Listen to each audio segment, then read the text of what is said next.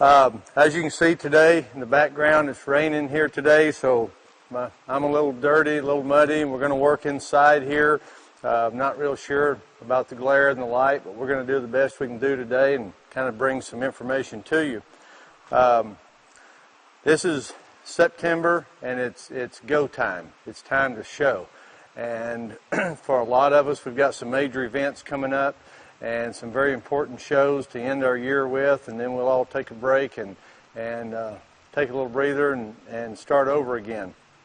So what I'm going to go over today is just some things that are very important when you're showing a horse and to kind of enhance your horse's performance, and probably some things that we don't do a lot through the year.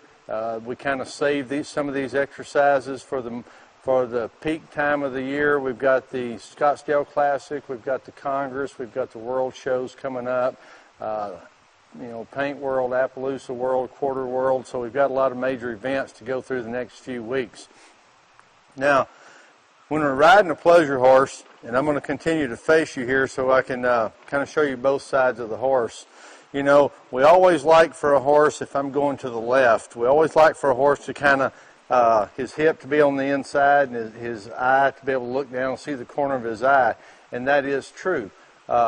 We like to see that. And, that's called shape of a horse. And in order to get that, you've got to be able to take this inside leg right here and tap this horse and get him to bring his head and neck to you right there. See my horse look at me right there? There. See him move his head to the left? That's good when I use my left leg. My right leg drives his hip, my left leg drives his shoulders and kind of keeps him framed up.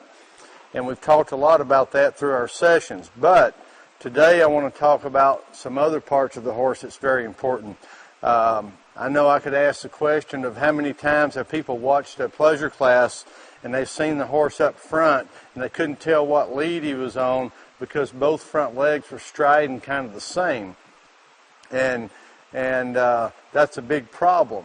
What happens when that happens is what it is. The horse is on the left lead, but if he leans to the right, when you're shaping him up over here to the right, if he picks up, then he's going to do it correctly. But what happens most of the time is when we shape our horses, they shape flat to the ground. They shape like this right here, and they make a lateral move. They don't make an up move, up and lateral a little bit. So that's some things I want to work on today. There's two lines on a horse. You've got your inside line. That's to keep the horse from coming off the rail. That's to keep the horse from cutting the corners.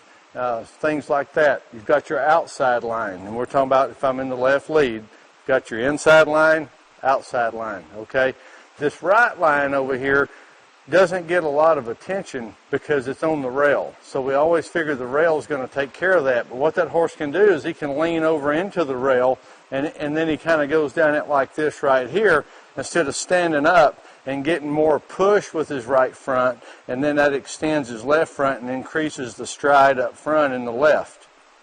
So the more he falls like this to the right, the longer it's going to get. See how my shoulders run square right here? So I can do this. As I square my shoulders, it pushes the left leg forward, not drop the inside, but as I square them, it draws the right leg back and pushes the left leg forward and creates that push and that stride, and then that creates the split and the definition up front, just like behind. Behind, you've got the right leg pushing, the left leg driving. You've got to have a split. You don't want them looking like they're together and taking the same stride. The back 2 feet are not supposed to do the same thing, nor are the front 2 feet. You're supposed to push, stride, push, stride. The back leg, the right leg, pushes, left leg strides. Right leg push, left leg stride. So it's all the same. It's the same thing behind, same thing in front. So that's what I want to work on today. Is showing you how to kind of maintain this outside line on the right side. It's real easy when we're walking around and I'm shaping this horse up and getting some shape on him. It's real easy for this horse, for me to bring his eye to me, like I'll get him to look, bring it over here, Just tip his eye right there. But it's easier for him to just move like this across in his shoulders, to shift his shoulders when he wants to look at me.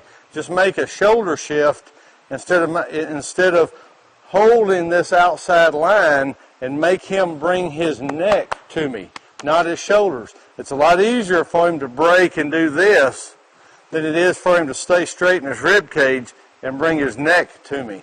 See the difference right there? Bring the neck. It's almost easier for me to demonstrate in my body, and you've got to understand. If you'll sit here and do it yourself, you'll understand what you're trying to do with the horse, because there's not much that I'm asking him to do. If I can't do it, then I can't ask him to do it. If I don't understand it, I can't teach it. So when I look to the left, watch my right rib cage. When I look to the left, see how this pokes out over here, okay? All right, now I'm going to look to the left, and I'm going to take my right leg here, being my hand.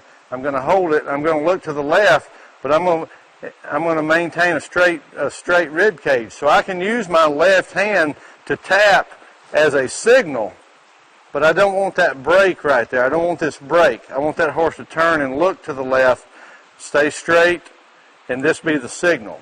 That's what we're going to work on. That is a big, big, big deal. And this is something, again, this is not something you're going to go out and snap your fingers and get. You might get it this show season, but at least you'll be able to enhance your horse's performance and get it, in a reasonable amount of time, which would be anywhere from, a week to possibly a couple of months. It's just according to how cooperative your horse is in making these changes, how open-minded your horse is into making changes, and how far off a base you are, and how big a change that you've really got to make in order to try some of this stuff.